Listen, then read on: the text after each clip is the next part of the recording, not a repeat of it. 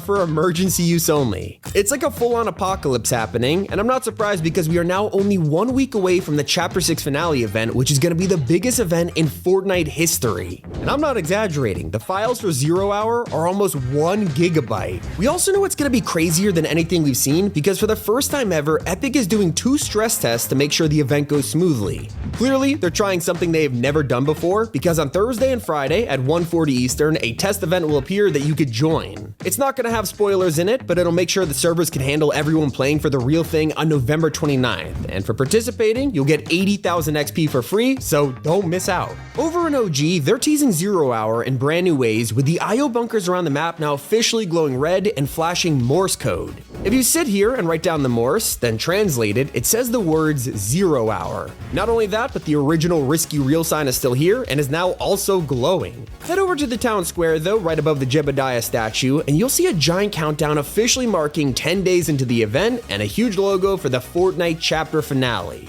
It's not just 0 Hour we have a logo for. Fortnite has already revealed what Chapter 7 will look like, and here it is. This is the first chapter to have a word instead of a number, and it's all because of one reason, and that's the 7's return. Now you gotta remember, today is the final update of the season, so there are actually leaks for the event floating around on social media. I won't be sharing them, but be careful of any spoilers if you don't want to know what happens. It's just not a leak anymore that the 7 are returning. It's something Epic has been teasing themselves all month, and now it's more obvious than ever before. Like the second you log into the new update, you'll be given a free banner with the 7's logo. It's been given to everyone in preparation for the event, so they're not even trying to hide it anymore. And as you eliminate the oncoming horde of homers, you'll notice each one evaporates into a cloud of pink dust. Well, because they're radioactive clones, these guys are actually made up of gas, and every single elim is adding to a cloud forming in the atmosphere. As the week goes on, we'll have eliminated millions of them, and it'll slowly evolve into phase 2 and finally phase 3 of a giant baby homer forming in the sky.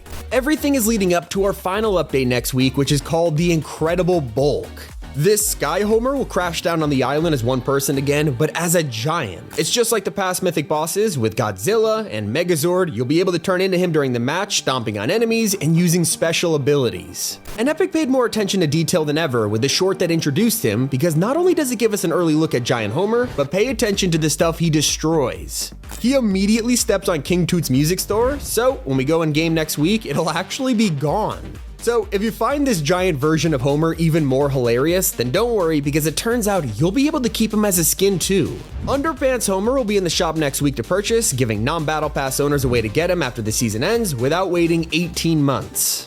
It's not just more Simpsons collabs arriving before the season ends, because we're finally getting the third wave of Stranger Things